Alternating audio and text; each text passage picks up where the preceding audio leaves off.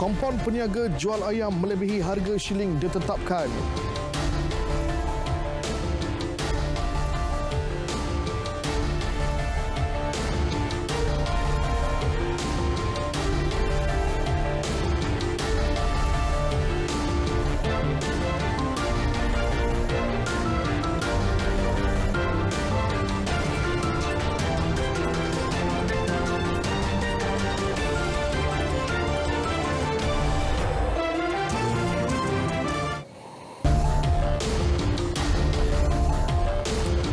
Selamat malam, salam keluarga Malaysia. Anda bersama saya Mohan Chinasami, berita tengah malam.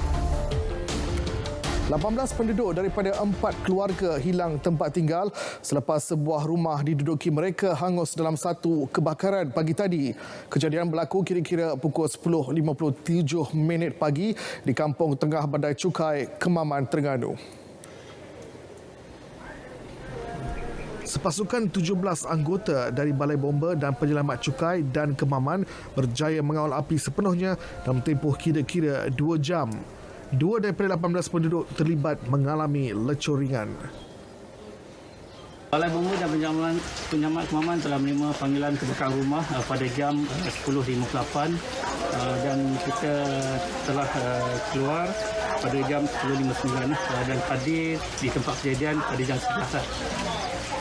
Operasi bermula 11.02 dan api berjaya dikawal pada jam 11.20 lah. Seterusnya kita mengalami kesukaran kerana struktur rumah yang terdiri daripada kayu dan selepas 20 minit kemudian api berjaya dipadam. Terdapat mangsa 2 orang melecur ringan. Punca kebakaran masih dalam siasatan pihak bomba. Seorang lelaki maut terperangkap dalam kejadian kebakaran pangsapuri di Medan Warisan Jalan Air Putih di Kuantan, Pahang. Mangsa 64 tahun ditemui dalam keadaan melecur 40% di bahagian muka dan badan dan disahkan meninggal dunia. Pegawai Operasi Pusat Gerakan Jabatan Bomba dan Penyelamat Malaysia JBPM Pahang, Azhar Jaafar berkata pihaknya menerima panggilan kecemasan dari MES 999 kira-kira jam 3.14 petang. 32 orang anggota termasuk pegawai dari Balai Bomba dan Penyelamat Kuantan dan Balai Bomba dan Penyelamat Indra Mahkota digerakkan ke tempat kejadian. Pihak bomba berjaya memecahkan pintu hadapan rumah mangsa serta membuat operasi pemadaman sebelum menemui mangsa di sebuah bilik tidur. Anggaran kemusnahan akibat kebakaran sebanyak 30%.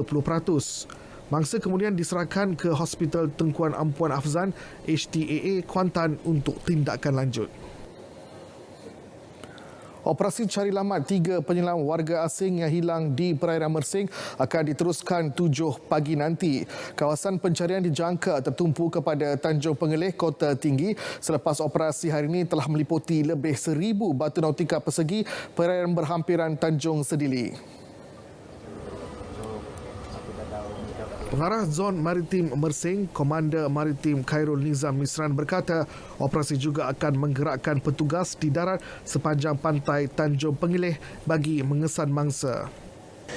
Setakat hari ini kita dah cover semua 1,000 lebih batu nautika persegi kawasan carian. Tiada setakat ni penglihatan.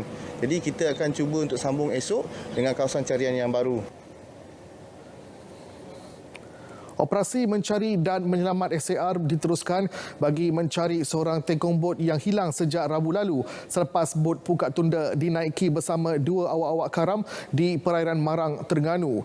Dalam kejadian itu, tekong bot berusia 63 tahun masih belum ditemui selepas 2 anak-anak awak-awak berjaya diselamatkan sebuah Pukat Tunda dekat perairan Kertih, Kemaman selepas kedua-duanya hanyut hampir 24 jam. Salah seorang mangsa yang selamat, Rosmadi Rahim, 48 tahun dari Kampung Seberang Pitasan berkata kejadian itu ibarat mati hidup semula baginya dan rakannya Anwar Muhammad Nor, 57 tahun.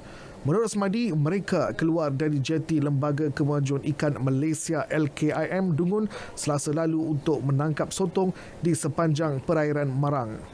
Tapi ayah ni dia tak pandai berenang, jadi orang tak pandai berenang dia biasa panik lah sikit. Kita ni orang pandai berenang lain sikit. Dah tak pandai berenang tu, dia kata mati dah kita, mati dah. Tadi saya pun orang besar dia sabar ya, sabar. Tak apa ingat Tuhan ya. Kata dah mati lah pelapon dia, jangan lepas je pelapon ya, lepas pelapon mati ya. Dia kata dia tak ada tenaga dah. Dia pun tak ada tenaga, tak ada upaya dah. Tengok pelapon tu lari daripada dia, terlepas daripada dia. Terlepas daripada dia, saya panggil pun senyap, tak ada respon dah. Bagaimanapun, kata Rusmadi, ketika sedang melabuhkan bot, tiba-tiba perairan itu dilanda ribut kuat menyebabkan laut bergelora dan bot mereka hampir karam selepas dimasuki air. Rusmadi berkata kejadian itu merupakan pengalaman pertamanya selepas 30 tahun menjadi nelayan, namun bersedih kerana nasib seorang lagi sahabatnya masih belum dapat dipastikan. Operasi mencari dan menyelamat SAR 2 mangsa runtuhan kuari di Keramat Pulai Jalan Simpang Pulai, Cameron Highlands, Perak masih diteruskan. Ketua Polis Perak berkata setakat ini tiada keputusan untuk menghentikan pencarian tersebut.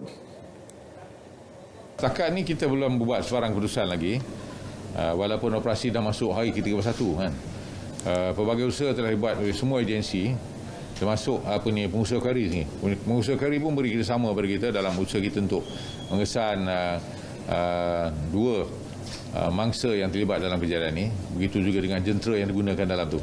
Dalam kejadian 8 Mac lalu, dua mangsa dipercayai tertimbus di bawah runtuhan kuari dikenali sebagai Kyo Lo Siu Sun, 49 tahun dan Itam Lasuh, 43 tahun. Murid sekolah rendah di seluruh negara tidak lagi perlu hadir ke sekolah secara penggiliran bermula 17 April ini. Menteri Kanan Pendidikan Datuk Dr. Razi Jidin berkata keputusan itu dibuat selepas melihat kelancaran sesi persekolahan secara bersemuka bagi sekolah rendah sejak 21 Mac lalu.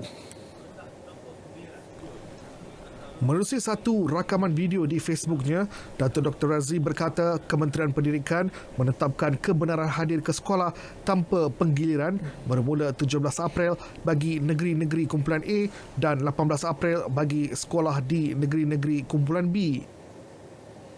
Yang paling penting adalah pematuhan semua ya, anak-anak serta guru-guru di sekolah ini kepada SOP yang telah ditetapkan. Walaupun kita bergerak dalam fasa peralihan kepada endemik, tapi kita masih perlu kekalkan ya SOP-SOP yang telah ditetapkan. Jadi pematuhannya adalah amat penting, terutamanya bila semua murid hadir ke sekolah tanpa penggiliran.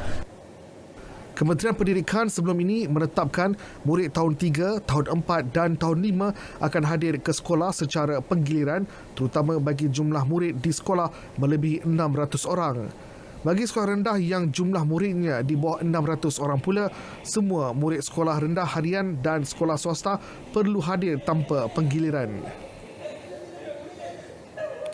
Baik, kerajaan memberi jaminan subsidi bagi menunaikan ibadah haji tahun ini diteruskan biarpun kos menunaikan haji tahun ini dijangka meningkat lebih RM25,000 bagi setiap jemaah.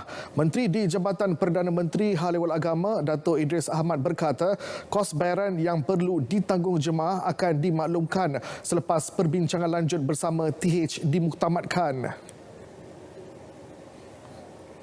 Subsidi akan kita bagi, insya-Allah. Kita akan beri subsidi.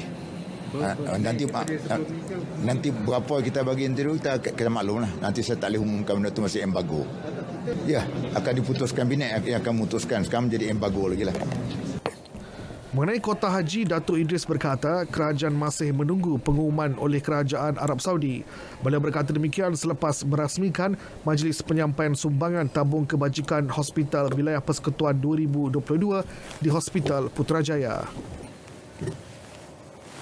Seluruh negara di ASEAN ini mempunyai penduduk yang boleh bertutur bahasa Melayu. Jadi tidak ada sebab kenapa kita tidak boleh menjadikan bahasa Melayu sebagai salah satu bahasa ASEAN. Kita akan menyelaraskan perkara ini. Saya akan berbincang dengan pemimpin-pemimpin negara ASEAN, terutamanya yang telah pun menggunakan bahasa Melayu. Saya akan bincang mereka supaya bersetuju untuk menjadikan bahasa Melayu sebagai bahasa kedua ASEAN, dan selepas itu akan berbincang dengan pemimpin-pemimpin negara-negara lain yang mempunyai penduduk yang menggunakan bahasa Melayu.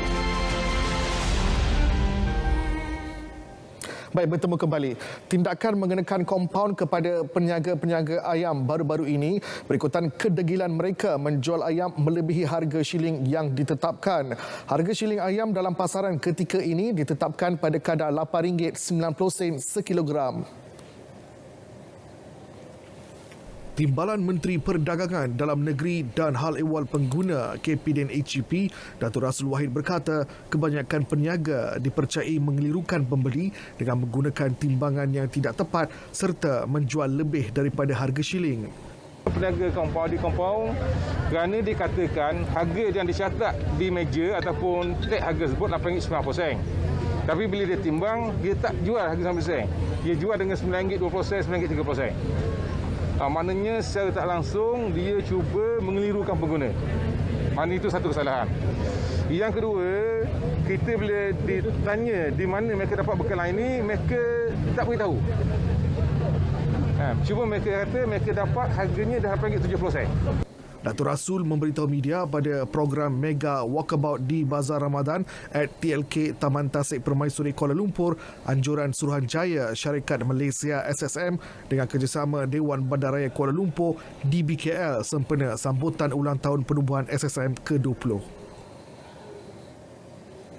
Peniaga ayam segar perlu membuat laporan rasmi sekiranya ada pembekal atau pemborong menjual bahan mentah itu melebihi harga RM7.60 sekilogram. Laporan rasmi dan bukti resit pembelian perlu disertakan bagi membolehkan siasatan dibuat dan tindakan sewajarnya diambil. Menurut pengarah Kementerian Perdagangan Dalam Negeri dan Hal Ehwal Pengguna KP dan HEP Terengganu, Syahrudin Mumakkia, peniaga ayam mendakwa terpaksa menjual ayam segar melebihi harga shilling kerana mendapat bekalan daripada pemborong dengan harga tinggi. Namun, mereka gagal menunjukkan bukti selain tiada laporan dibuat. Sebenarnya yang tu kita kalau ikutkan memang kita dah hukuman paling minima. Kalau ikutkan kita boleh ambil tindakan beberapa lagi tindakan berdasarkan kepada kesalahan yang telah dibuat. Di bawah Akta Perlindungan Pengguna pun kita boleh ambil tindakan sebab mengelirukan pengguna. Sebab kita merekodkan, mencatatkan, meletakkan harga kita paparkan harga lain, tapi apabila kita buat timbangan bayaran harga lain. Jadi itu merupakan satu penipuan kepada pengguna. Tindakan di bawah Akta Kawalan Harga dan Anti Pencatutan 2011 diambil menerusi Ops Pantau 2022 selepas pihaknya menerima aduan pengguna berhubung perkara itu. Kementerian Perdagangan Dalam Negeri dan Hal Ehwal Pengguna KPDN HEP Negeri Sembilan meminta para peniaga supaya mematuhi Akta Kawalan Harga dan Anti Pencatutan 2011 terutamanya bagi pengusaha bazar Ramadan dan Aidilfitri.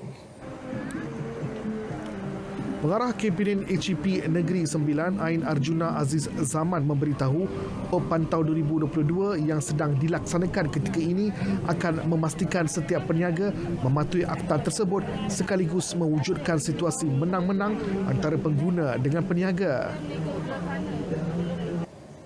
Kami di KPDN HEP Negeri Sembilan, kita memang walaupun kita menyokong peniaga-peniaga ini tetapi kita tak teragak-agak lah untuk melaksanakan siasatan dan semakan harga sekiranya kita mendapat aduan. Beliau berkata demikian selepas mengadakan Walkabout Op Pantau 2022 di Bazar Ramadan Sedayan.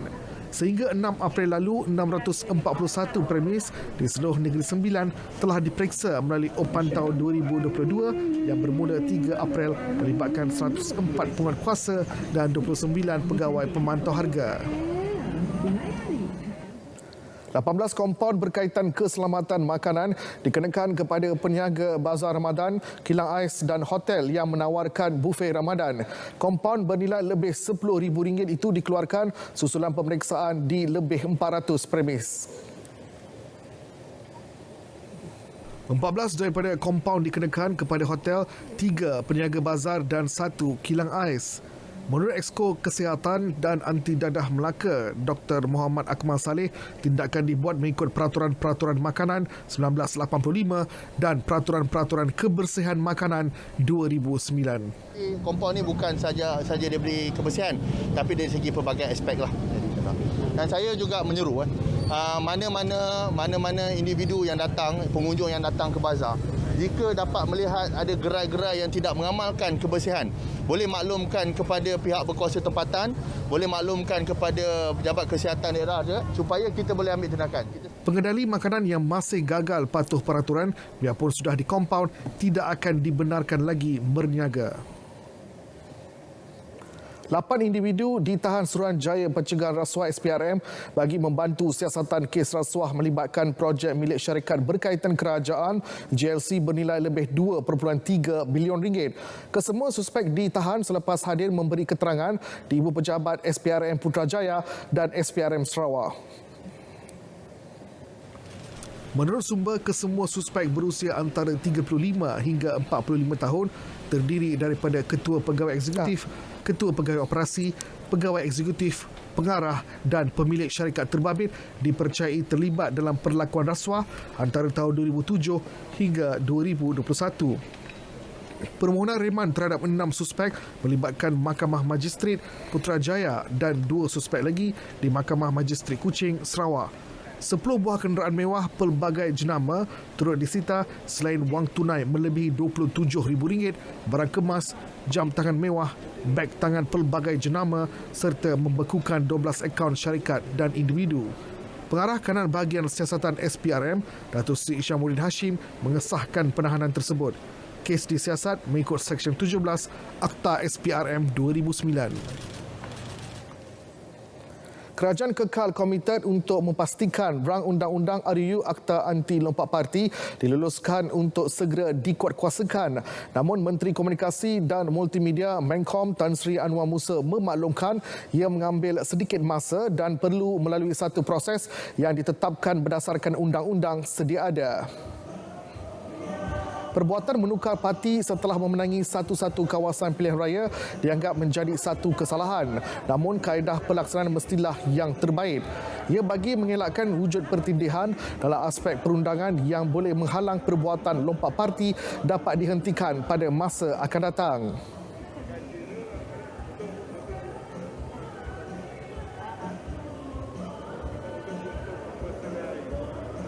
Kerajaan memilih cara terlebih dahulu meminda perlembagaan persekutuan, terutamanya perkara 10. Ada pengalaman sebelum pada ini, walaupun ada akta-akta termasuk enactment di peringkat negeri yang menghalang lompat, tapi mahkamah telah mengeluarkan hukuman precedence di mana undang-undang Seri Sembilan tidak sah. Jadi untuk mengelak berulang perkara yang tersebut, Kabinet memutuskan untuk segera meminda perlembagaan bagi mengadakan enabling clause. Beliau memberitahu media selepas majlis iftar Menkom bersama komuniti negeri Kelantan di Kota Baru. Mula selanjut, Tan Sri Anwar berkata dari segi sokongan, pihak pembangkang khususnya Pakatan Harapan PH juga telah memberikan persetujuan penuh untuk menyokong pindaan perlembagaan yang akan dibentangkan Isnin ini selain beberapa proses lain yang dijangka selesai selewat-lewatnya Julai depan. Kelantan menyasarkan lebih 1 juta pelancong ke negeri itu sehingga hujung tahun ini dengan 30% daripadanya pelancong antarabangsa. Esko Perpaduan Masyarakat, Kebudayaan, Warisan dan Pelancongan Kelantan, Datuk Meja Besar Mat Nizam Abdul Arhaman berkata beliau yakin sasaran itu dapat dicapai apabila sempadan darat Malaysia-Thailand di Kelantan dibuka sepenuhnya nanti. Kalau sasaran antarabangsa di peringkat Malaysia ialah 2 juta ya. Jadi kita mengambil, kalau kita mengambil 30% daripada itu pun alhamdulillah kalau mari ke Kelantan dengan syarat menginap di Kelantan dan membeli belah di Kelantan, lihat kebudayaan dan lihat alam semula jadi di Kelantan. Beliau berkata demikian selepas merasmikan program turisme Malaysia Trip Hia Ramadan Kelantan 2022 serta gotong royong memasak bubur lambuk di Kota Baru. Pada program itu, lebih 1,000 bubur lambuk diedarkan secara pandu lalu kepada orang ramai di sekitar Kota Baru. Cadangan kenaikan alaun pembantu Jabatan Kemajuan Masyarakat KEMAS kepada tahap gaji minimum masih berada di peringkat Kabinet. Menteri Pembangunan Luar Bandar Datuk Seri Mahathir Khalid berkata bagaimanapun pihaknya kini berada pada peringkat akhir bagi melengkapkan kertas cadangan mengenainya sebelum dibentang di Parlimen. Kertas kepada kerajaan. Saya ingat ini dah peringkat akhir dah. Kita akan bawa ke Kabinet. InsyaAllah kita akan bawa dalam masa terdekat lah. Bila dah komplit tu kita akan bawa kepada Kabinet. Minta satu daripada 500 tu dinaikkan sikit kepada satu tahap yang lebih baik. Beliau menghadiri Majlis Ramah Mesra bersama kaki tangan KEMAS Negeri di Midtown Perda, Tasik Gelugur. Sebelum ini, media melaporkan Kementerian Pembangunan Luar Bandar KPLB sedang mempertimbangkan untuk menaikkan bayaran alaun kepada 10,000 pembantu Taman Bimbingan Kanak-kanak Tabika KEMAS ke paras gaji minimum. Perbadanan Ekonomi Digital Malaysia MDEC bekerjasama dengan Meta Malaysia bagi meningkatkan kemahiran digital rakyat. Melalui program #Jom Celik Digital dengan Meta, 4 program peningkatan kemahiran digital akan diperkenalkan kepada orang ramai termasuk perusahaan kecil dan sederhana PKS, pencari kerja dan pelajar. Ketua Pegawai Eksekutif MDEC, Mahazir Aziz berkata pelancaran program itu sejajar dengan peralihan negara ke fasa ekonomi digital. Jom Celik Digital dengan Meta dirangka untuk menyediakan akses yang sama dalam meningkatkan kemahiran digital rakyat Malaysia seluruhnya yang seterusnya akan melengkapkan inisiatif yang ada di MDEC. MDEC dan Meta Malaysia telah bekerjasama dalam pelbagai inisiatif sejak tahun 2019 menerusi program Let's Learn Digital and E-Usahawan MDEC. MDEC bersedia untuk menjalin lebih banyak kerjasama dengan Meta Malaysia bagi memacu Malaysia menjadi negara digital yang progresif. Baik, seorang pemandu teksi wanita mengaku tidak bersalah di Mahkamah Seksyen Seremban atas pertuduhan pemerdagangan seorang individu bagi maksud eksploitasi untuk meminta sedekah di tempat awam tahun lalu. Tertuduh Nurul Hidayah Mat Nur, 30 tahun, didapati memperdagangkan seorang lelaki berusia 27 tahun bagi maksud eksploitasi yang menyalahi undang-undang iaitu Seksyen 27(C) Akta Kesalahan Kecil 1955 Akta 336. Tertuduh telah menyuruh lelaki berkenaan meminta sedekah di tempat awam sekitar Seremban dan Senawang sedangkan dia mampu mempunyai mata pencarian yang lain. Sehubungan itu, tertuduh didakwa mengikut Seksyen 12 Akta Anti Perdagangan Orang dan Anti Penyeludupan Migran 2007 Akta 670 yang membawa hukuman penjara tidak melebihi 20 tahun dan juga boleh dikenakan denda atau kedua-duanya sekali jika sabit kesalahan. Tarikh sebutan semula kes pada 24 Mei depan. Seorang lelaki ditahan bersama dadah bernilai RM158,203 di tepi jalan kawasan Ladang Kelapa Sawit, Jalan Teluk Intan Bidur, Perak. Menurut Ketua Polis Negeri Perak, pemeriksaan terhadap lelaki berusia 39 tahun itu, penemuan 10 bungkusan plastik mengandungi 4,520 gram heroin. Dan untuk makluman semua, kita juga mengambil tindakan di bawah Akta Dadah Berbahaya Pelucut Hak Harta 1988 di mana JSJN Perak telah menyita sebuah motorsikal bernilai RM2,000 dan nilai keseluruhan rapasan dadah bersama harta yang disita adalah sebanyak RM160,203.15. Suspek juga positif dadah dan mempunyai 2 rekod lampau berkaitan dadah. Kes disiasat di bawah Seksyen 39B Akta Dadah Berbahaya 1952. Bukan sahaja terbabas, malah turut dicekup.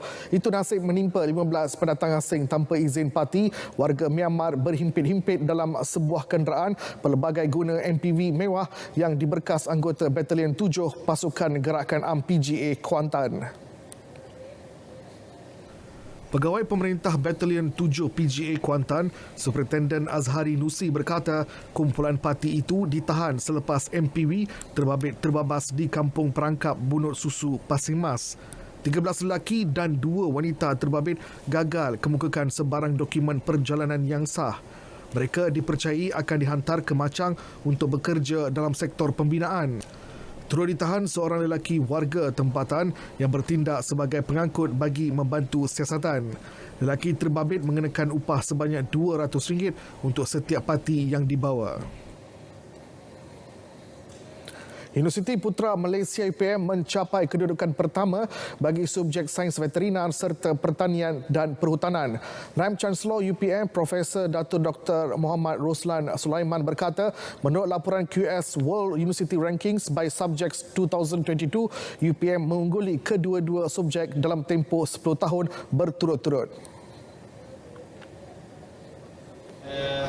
Sebagai sebuah kampus hijau, universiti paling lestari, universiti penyelidikan, universiti berkepakaran pertanian, dan UPM adalah universiti beratus terbaik di dunia. Dalam dunia, kita ranking ke-80. Manakala subjek sains veterinar kali ini tersenara dalam ranking 60 dunia, dan kita masih lagi pertama di Malaysia lah. Okay. Beliau berkata demikian dalam majlis buka puasa bersama media di El Apprenti at Putra Restaurant UPM hari ini. Dan juga berkata menerusi kerjasama antara pihak media dan universiti, kepakaran dalam aspek penyelidikan dan hikmat profesional dapat dikongsikan untuk kebaikan negara. Perdana Menteri Datuk Seri Ismail Sabri Yaakob berbuka puasa bersama lebih 700 penjawat awam di kediaman rasminya di Seri Perdana hari ini. Beliau yang tiba pukul 7.05 petang diiringi Ketua Setiausaha Negara Tan Sri Muhammad Zuki Ali dan Ketua Pengarah Perkhidmatan Awam Datuk Sri Muhammad Syafiq Abdullah. Program berbuka puasa itu merupakan yang pertama diadakan di Seri Perdana sejak beliau menjawat jawatan Perdana Menteri pada 20 Ogos lepas. Majlis buka puasa itu juga turut dihadiri 51 anak yatim dan asnaf dari Rumah Amal Baitul Barakah Wal Mahabah, Sepang, Selangor. Perdana Menteri turut beramah mesra dengan penjawat awam dan menyampaikan sumbangan wang tunai sempena Ramadan kepada anak yatim dan asnaf yang hadir. Selepas berbuka puasa, beliau menunaikan solat maghrib, isyak dan tarawih secara berjemaah. Bahasa Melayu adalah bahasa ilmu, tetapi penggunaannya berkurangan kerana tidak ada terjemahan buku-buku untuk sebagai ulang kaji dan juga sebagai buku yang khusus untuk digunakan di sekolah, di universiti dan sebagainya. Jadi sebab itulah saya harap Institut Terjemahan selepas ini akan lebih proaktif dan kerajaan akan memperkasakan Institut Terjemahan dan Buku Malaysia ataupun TBM. Baik, berita tengah malam berakhir di sini. Dapatkan perkembangan sahih sepanjang masa melalui portal Berita RTM di berita.rtm.gov.my. Saya Mohan Cina Sami, selamat malam keluarga Malaysia.